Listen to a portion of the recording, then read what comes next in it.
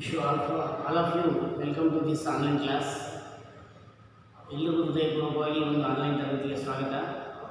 ಇಂದಿನ ಒಂದು ತರಗತಿಯಲ್ಲಿ ನಾವು ಏಕಾತ್ಮಕ ಸರ್ಕಾರದ ಅರ್ಥ ಮತ್ತು ವ್ಯಾಖ್ಯೆಗಳನ್ನು ಕುರಿತು ತಿಳಿದುಕೊಂಡಿದ್ದೇವೆ. ಇಂದು ನಾವು ಏಕಾತ್ಮಕ ಸರ್ಕಾರದ ಲಕ್ಷಣಗಳನ್ನು ಕುರಿತು ತಿಳಿದುಕೊಳ್ಳೋಣ. Unitary government is the futures. Regarding about this, we have to discuss regarding here consisting of these points. First one we can call here is the concentration of these powers. ಅಂದರೆ ಮೊದಲನೇದೇನೆಂದರೆ ಇಲ್ಲಿ ಅಧಿಕಾರದ ಒಂದು ಕೇಂದ್ರೀಕರಣ ಅಂತ ಹೇಳ್ತೀವಿ. ಕಾನ್ಸಂಟ್ರೇಷನ್ ಆಫ್ ದಿ ಪವರ್ಸ್ ಅಂತ ಹೇಳಿದ್ರೆ central government is the source of these administrative powers. But because here the administration is the most important power or is the authority, it is vested with all the powers and retains most important is the powers like home, defense, finance, external affairs and civil aviation, then railways, army, customs and exercise, etc. These are the most important. For example, here is the defense is there. Defense will be consisting like to our nation security. Then home also will be giving the preference to like for the welfare for the people. Then is the external affairs will be building up these good relations with the other country. Then here is the civil aviation will be giving is the importance to like is to citizens is the security. Then to our citizens is the for welfare for the society. Next is the railways. There is the army also. Railways also will be giving is for importance to like is to transport. Next is the army also will be securing to our nation, because army will be consisting like is the soldiers as well as the importance to like is to our border of India. They can serve and will be giving the preference to security. Then here exercise etc. This also is the most important in first one point. ಅಧಿಕಾರ ಕೇಂದ್ರೀಕರಣದಲ್ಲಿ ಏನಂದರೆ ಏಕಾತ್ಮಕ ಸರ್ಕಾರದಲ್ಲಿ ಏಕೈಕ ಒಂದು ಕೇಂದ್ರ ಸರ್ಕಾರವಿರೋದ್ರಿಂದ ರಾಷ್ಟ್ರದ ಎಲ್ಲ ಶಾಸನೀಯ, ಕಾರ್ಯಾಂಗೀಯ ಹಾಗೂ ನ್ಯಾಯಿಕ ಅಧಿಕಾರಗಳನ್ನು ಇದೇ ಒಂದು ಚಲಾಯಿಸ್ತದೆ ಅಂತ ಹೇಳ್ಬೋದು. ಯಾಕಂದರೆ ಈ ಅಧಿಕಾರ ಅಪರಿಮಿತವೂ ಮತ್ತು ಸರ್ವವ್ಯಾಪಿಯೂ ಆಗಿದ್ದು ರಾಜ್ಯಗಳಿಗೆ ಏನಂದರೆ ಇದನ್ನು ವಿಭಜಿಸಲಾಗುವುದಿಲ್ಲ ಅಂತ ಹೇಳ್ತದೆ. ಇದನ್ನು ಪ್ರಶ್ನಿಸುವ ಅಧಿಕಾರ ಕೂಡ ಯಾವುದೇ ಒಂದು ರಾಜ್ಯಗಳಿಗೆ ಇರುವುದಿಲ್ಲ. ಇಲ್ಲಿ ರಾಷ್ಟ್ರದ ಆಡಳಿತಾಧಿಕಾರಿಗಳಿಗೆ ಸಂಬಂಧಪಟ್ಟಂತೆ ಕೇಂದ್ರ ಸರ್ಕಾರ ಒಂದು ಉಗಮವಾಗಿರುತ್ತದೆ ಅಂತ ಹೇಳ್ಬೋದು. ಹಾಗಾಗಿರೋದ್ರಿಂದ ಇಲ್ಲಿರುವಂಥ ಒಂದು ಗೃಹ, ಅದಾದಮೇಲೆ ಭದ್ರತೆಗೆ, ಹಣಕಾಸಿನ ವಿಷಯಕ್ಕೆ ಮತ್ತು ಇತರೆ ಒಂದು ಏನಂದರೆ ದೇಶದ ಸಂಬಂಧಗಳಿಗೆ ಸಂಬಂಧಪಟ್ಟಂತೆ ಅಥವಾ ವ್ಯವಹಾರಕ್ಕೆ ಸಂಬಂಧಪಟ್ಟಂತೆ ಇದು ಏಕಾತ್ಮಕವಾದಂಥ ರೀತಿಯಲ್ಲಿ ಅಧಿಕಾರವನ್ನು ಇದು ಹೊಂದಿರುತ್ತದೆ ಅಂತ ಕೂಡ ನಾವಿಲ್ಲಿ ತಿಳಿದುಕೊಳ್ಬೋದು. ಎರಡನೇದೇನೆಂದರೆ ಯೂನಿಟ್ಸ್ ಆದ ಕ್ರಿಯೇಷನ್ ಆಫ್ ದ ಸೆಂಟರ್ ಅಂತ ಹೇಳ್ತೀವಿ. ಇದನ್ನು ಕೇಂದ್ರದಿಂದ ಸ್ಥಾಪಿಸಲ್ಪಟ್ಟಂಥ ಘಟಕಗಳು ಅಂತೇಳಿ ಕರೆಯಲಾಗ್ತದೆ. ಆಡಳಿತದ ಅನುಕೂಲಕ್ಕಾಗಿ ಕೇಂದ್ರ ಸರ್ಕಾರ ಏನಿದೆಯಲ್ಲ ರಾಷ್ಟ್ರವನ್ನು ವಿವಿಧ ಘಟಕಗಳನ್ನಾಗಿ ವಿಂಗಡಿಸ್ತದೆ. ಅವುಗಳಿಗೆ ಅಧಿಕಾರಗಳನ್ನು ನೀಡಿ ತನ್ನ ನಿಯಂತ್ರಣದಲ್ಲಿ ಇಟ್ಕೊಳ್ತದೆ. ಮತ್ತು ಇವುಗಳು ಚಲಾಯಿಸುವ ಅಧಿಕಾರವನ್ನು ಕೂಡ ಏನಂದರೆ ಕೇಂದ್ರ ಸರ್ಕಾರದಿಂದ ಪ್ರದತ್ತವಾಗಿರ್ತವೆ ಅಂತ ಕೂಡ ಹೇಳ್ಬೋದು. ಹಾಗಾಗಿರೋದ್ರಿಂದ ಇಲ್ಲಿ ಇವುಗಳ ಅಧಿಕಾರವನ್ನು ಹೆಚ್ಚಿಸುವಂಥ ಮತ್ತು ಕಡಿಮೆ ಮಾಡುವಂಥ ಒಂದು ಅಧಿಕಾರ ಏನಂದರೆ ಅಥವಾ ರದ್ದುಗೊಳಿಸುವಂಥ ಒಂದು ಅಧಿಕಾರ ಇಲ್ಲೇನೆಂದರೆ ಕೇಂದ್ರದಿಂದ ಸೃಷ್ಟಿಯಾಗಿ ಕೇಂದ್ರಕ್ಕೆ ಇಲ್ಲಿ ಜವಾಬ್ದಾರಿಯಾಗಿರ್ತದೆ ಅನ್ನೋದ್ರ ಬಗ್ಗೆ ನಮಗೆ ಇಲ್ಲಿ ಹೆಚ್ಚು ಇಂಪಾರ್ಟೆನ್ಸ್ ಕೊಡುವಂಥದ್ದು ಕೂಡ ನಾವಿಲ್ಲಿ ನೋಡ್ತಾ ಹೋಗ್ಬೋದು. ಇಲ್ಲೇನೆಂದರೆ units of the creation of the centre means will be giving for us the importance to like is local units are created by the central government as per the administrative convenience ಅಂತ ಹೇಳ್ಬೋದು. ಯಾಕಂದರೆ administrative convenience we have given the importance like is to units because for the welfare for our nation ಅಂತ ಹೇಳ್ಬೋದು.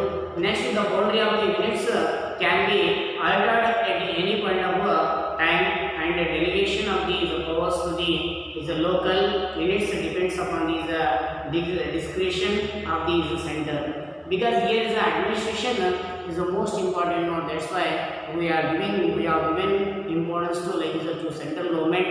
On the base of the central government will be giving the preference to like is choosing or will be giving the responsibility to that units or that can do like is importance or otherwise it can leave it like here is as given as a preference reference to is the central government for the welfare for the is the nation. In this is the unitary government or is the unitary government is the futures. The second one also is the units or the creation of the center is the most important. Next third one here will be giving for us is the brief information written and unwritten constitution. ಇಲ್ಲೇನಂದ್ರೆ ಇಲ್ಲಿ ನಮಗೆ 4 ನಿಮಿಷ ಲಿಖಿತ 3 ನಿಮಿಷ ಲಿಖಿತ ಮತ್ತು ಅಲಿಖಿತ ಪ್ರಸ್ತುತ ಅಂತ ಹೇಳ್ತೀವಿ. ಯಾಕಂದ್ರೆ ಏಕಾತ್ಮಕ ಸರ್ಕಾರದಲ್ಲಿ ಸರ್ಕಾರದ ಎಲ್ಲ ಅಧಿಕಾರಗಳು ಒಂದೇ ಕೇಂದ್ರದಲ್ಲಿ ಕೇಂದ್ರೀಕರಣವಾಗಿರುವುದರಿಂದ ಮತ್ತು ಇಲ್ಲಿ ಪ್ರಾಂತ್ಯಗಳು ಚಲಾಯಿಸುವಂಥ ಅಧಿಕಾರಗಳು ಕೇಂದ್ರದಿಂದ ಪಡೆದಿರುವುದರಿಂದ ಅಧಿಕಾರದ ಘರ್ಷಣೆ ಇಲ್ಲದ ಕಾರಣ ಸಂವಿಧಾನದ ಸ್ವರೂಪ ಇಲ್ಲಿ ಅಪ್ರಸ್ತುತ. ಜೊತೆಗೆ ಕೇಂದ್ರ ಮತ್ತು ಪ್ರಾಂತ್ಯಗಳ ನಡುವಿನ ಏನಂದರೆ ಅಧಿಕಾರ ವಿಭಜನೆ ವಿವಾದಗಳ ಪ್ರಶ್ನೆಯೂ ಕೂಡ ಏನಂದರೆ ಬರೋದಿಲ್ಲವಾಗುವುದರಿಂದ ಇಲ್ಲಿ ಸಂವಿಧಾನವು ಲಿಖಿತವೇ ಅಥವಾ ಅಲಿಖಿತವೇ ಎಂಬ ಪ್ರಶ್ನೆಯೂ ಕೂಡ ಏನಂದರೆ ಉದ್ಭವ ಆಗುವುದಿಲ್ಲ. ಯಾಕಂದರೆ written or unwritten constitution why means is important in the future of these unitary government means whichever it may be like is will be rising is between the state or is between the like consisting of these local units like problems with in that time will be taking is the own decision of the is a unitary government in the center.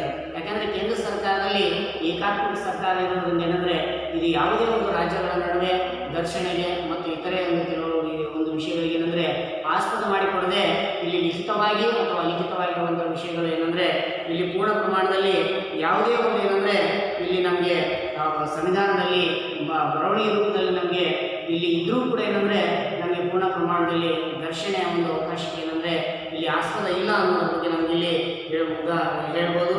ಉದಾಹರಣೆಗೆ Britain ಮತ್ತು France ಏಕಾತ್ಮಕ ಸರ್ಕಾರವನ್ನು ಹೊಂದಿದ್ರೂ ಕೂಡ ಬ್ರಿಟನ್ನಲ್ಲಿ ಅಲಿಖಿತ ಸಂವಿಧಾನ ಮತ್ತು ಫ್ರಾನ್ಸ್ನಲ್ಲಿ ನಾವು ಲಿಖಿತ ಸಂವಿಧಾನವನ್ನು ಕಾಣುತ್ತೇವೆ ಅಂತ ಕೂಡ ನಮಗೆ ಇಲ್ಲಿ ಸ್ಪಷ್ಟವಾದಂಥ ಒಂದು ಎರಡನೇ ಮಾಹಿತಿ ಕೂಡ ನಮಗೆ ಹೇಳ್ತದೆ. ಅದಾದಮೇಲೆ ಮೂರನೇ ಮಾಹಿತಿ ನಮ್ಗೆ ಏನು ಹೇಳ್ತದೆ, ಇಲ್ಲಿ ಮೂರನೇ ಮಾಹಿತಿ ಆಗ್ತದ ನಂತರ ಇಲ್ಲಿ ನಮಗೆ ನಾಲ್ಕನೇ ಅಂದರೆ ಸಿಂಗಲ್ ಗೌರ್ಮೆಂಟ್ ಅಂತ ಹೇಳ್ತೀವಿ. ಸಿಂಗಲ್ ಗೌರ್ಮೆಂಟ್ ಅಂದರೆ ಇದು ಒಂದು ಪ್ರಬಲ ಏಕಕೇಂದ್ರ ಸರ್ಕಾರ ಅಂತ ಹೇಳ್ತೀವಿ. ಪ್ರಬಲ ಏಕಕೇಂದ್ರ ಸರ್ಕಾರ ಅಂದರೆ ಈ ಒಂದು ಸಿಸ್ಟಮಲ್ಲಿ ನಾವು ಏನು ನೋಡ್ತೀವಿ ಅಂದರೆ only one set of government ಅಂತ ಹೇಳಲಾಗ್ತದೆ or only one set of these government functions ಅಂತ ಹೇಳಲಾಗ್ತದೆ. Single legislative to legislate for the whole country. ಯಾಕಂದರೆ ಒಂದು ಇಲ್ಲಿ ಏನಂದರೆ ಕ್ರಮಬದ್ಧವಾದಂಥ ಒಂದು ಪ್ರಬಲ ಸರ್ಕಾರ, ಏಕಾತ್ಮಕ ಸರ್ಕಾರ, ಏಕೈಕ ಪ್ರಬಲ ಸರ್ಕಾರವನ್ನು ಹೊಂದಿರುತ್ತದೆ. ಇದು ಇಡೀ ರಾಷ್ಟ್ರಕ್ಕೆ ಬೇಕಾಗುವಂಥ ಒಂದು ಆಡಳಿತವನ್ನು ನಡೆಸ್ತದೆ. ಇಲ್ಲಿ ಒಂದೇ ಶಾಸಕಾಂಗ ಇಡೀ ದೇಶಕ್ಕೆ ಅಗತ್ಯವಾಗಿರ್ತಕ್ಕಂಥ ಎಲ್ಲ ಕಾನೂನುಗಳನ್ನು ರಚಿಸ್ತದೆ ಮತ್ತು ಅದನ್ನು ಅನುಷ್ಠಾನಕ್ಕೆ ತರ್ತದೆ ಅಂತ ಹೇಳ್ಬೋದು. Single executive to enforce these laws, single executive to enforce these laws, which are the laws now present we are pursuing or is giving importance for the is the laws to giving of these briefly in that is the information of the single judiciary to interpret the is the laws. ಯಾಕಂದರೆ ಇಲ್ಲಿ ಏನಂದರೆ ಈ ಒಂದು ಕಾನೂನುಗಳನ್ನು ರಚಿಸುವಂಥದ್ದು, interpret ಅಂದರೆ ಅದನ್ನು ಅನುಷ್ಠಾನಕ್ಕೆ ತರುವಂಥದ್ದು ಅಂತ ಕೂಡ ನಾವಿಲ್ಲಿ ತಿಳಿದುಕೊಳ್ಬೋದು. ಅದಾದಮೇಲೆ last point constitution is not A supreme ಅಂತ ಹೇಳ್ತೀವಿ. ಸಂವಿಧಾನದ ಶ್ರೇಷ್ಠತೆ ಇಲ್ಲಿ ನಮಗೆ ಕಂಡು ಬರುವುದಿಲ್ಲ ಅಂತ ಹೇಳ್ತೀವಿ. ಯಾಕಂದರೆ ಏಕಾತ್ಮಕ ಸರ್ಕಾರ ಒಂದು ಪದ್ಧತಿಯಲ್ಲಿ ಪ್ರಾಂತೀಯ ಸರ್ಕಾರವನ್ನು ನಿರ್ವಹಿಸುವಂಥ ಒಂದು ಅಧಿಕಾರಿಗಳು ಕೇಂದ್ರ ಸರ್ಕಾರದಿಂದ ನಿಯೋಜನೆಗೊಂಡಿರ್ತವೆ. ಅದಾದಮೇಲೆ ಇದು ಸಂವಿಧಾನದಿಂದ ಅಲ್ಲ ಅಂತ ಹೇಳ್ತದೆ. ಹಾಗಾಗಿ ಇದರಿಂದ ಅಧಿಕಾರಗಳನ್ನು ಮೂಲಕ ಸ್ವತಂತ್ರವಾಗಿ ಚಲಾಯಿಸಲಿಕ್ಕೆ ಇಲ್ಲಿ ಸಾಧ್ಯವಿಲ್ಲ. ಕೇಂದ್ರ ಸರ್ಕಾರದ ಪ್ರತಿನಿಧಿಗಳಿಗಾಗಿ ಕಾರ್ಯನಿರ್ವಹಿಸ್ತವೆ ಅಂತ ಹೇಳ್ಬೋದು. ಯಾಕಂದರೆ ಇಲ್ಲಿ ನಮಗೆ constitution is not A supreme ಅಂತ ಹೇಳ್ತೀವಿ. ಯಾಕಂದರೆ this is the powers and restricting is Indian government has given us the units and is granted of these powers from the center only, as such of powers are not divided and enlisted in the constitution. Hence the constitution is not as a supreme. Hence here is the legislature is occupies the central position. Which are the central positions will be giving is the importance to like is a constitution for the in the unitary government welfare for the people or is welfare for the nation. But here is the central government can do is a good administration and will be giving is a preference to unitary government. ಯಾಕಂದರೆ ಇಲ್ಲಿ ಒಂದು unitary government ಏಕಾತ್ಮಕ ಸರ್ಕಾರದಲ್ಲಿ ಏನಂದರೆ ನಾವಿಲ್ಲಿ ಮುಖ್ಯವಾಗಿ ಏನಂದರೆ ಸಂವಿಧಾನದ ಒಂದು ವಿಶೇಷತೆಗೆ ನಾವು ಆದ್ಯತೆಯನ್ನು ನೀಡೋದಿಲ್ಲ. ಆದರೆ ಏನಂದರೆ ಸೆಂಟ್ರಲ್ ಗೌರ್ಮೆಂಟ್ ಅಂದರೆ ಕೇಂದ್ರ ಸರ್ಕಾರಕ್ಕೆ ಹೆಚ್ಚಿನ ಒಂದು ಆದ್ಯತೆಯನ್ನು ನೀಡಿ ಕೇಂದ್ರ ಸರ್ಕಾರದಲ್ಲಿರುವಂಥ ಕೆಲವೊಂದು ಕಾರ್ಯವೈಖರಿಗಳಿಗೆ ಅಥವಾ ಅಧಿಕಾರಿಗಳಿಗೆ ಇಲ್ಲಿ ಹೆಚ್ಚಿನ ಒಂದು ಏನಂದರೆ ಮೂಲಾಂಶಗಳಿಗೆ ನಾವು ಆದ್ಯತೆಯನ್ನು ನೀಡಲಾಗ್ತದೆ. ಸಂವಿಧಾನದ ಶ್ರೇಷ್ಠತೆಯನ್ನು ಇಲ್ಲಿ ಪಡೆದಿಲ್ಲ ಅಂತ ಹೇಳ್ತದೆ, ಬದಲಾಗಿ ಪಾರ್ಲಿಮೆಂಟ್ ಶ್ರೇಷ್ಠತೆಯನ್ನು ಪಡೆದಿರ್ತದೆ ಅಂತ ಕೂಡ ಹೇಳ್ಬೋದು. ಇಲ್ಲೇನಂದರೆ important is the parliament because ಇದು central government or is unitary government ಅಂತ ಹೇಳ್ಬೋದು. ಯಾಕೆಂದರೆ ಇಲ್ಲಿ ಪಾರ್ಲಿಮೆಂಟ್ ಏನಂದರೆ ಒಂದು ಶ್ರೇಷ್ಠವಾದಂಥ ಒಂದು ಸ್ಥಾನವನ್ನು ಹೊಂದಿ ಕೇಂದ್ರ ಸರ್ಕಾರದೊಂದಿಗೆ ಒಂದು ಒಳ್ಳೆಯ ಒಂದು ಸಂಬಂಧವನ್ನು ಹೊಂದಿ ಏನಂದರೆ ಆಯಾ ಜವಾಬ್ದಾರಿಯನ್ನು ವಿಂಗಡಿಸಿ ಎಲ್ಲರ ಒಂದು ಅಭಿವೃದ್ಧಿಗೆ ಏನಂದರೆ ಆದ್ಯತೆಯನ್ನು ನೀಡುವಂಥ ಕೆಲಸ ಏನಿದೆಯಲ್ಲ ಈ ಒಂದು ಯೂನಿಟರಿ ಗೌರ್ಮೆಂಟ್ ಮಾಡ್ತದೆ.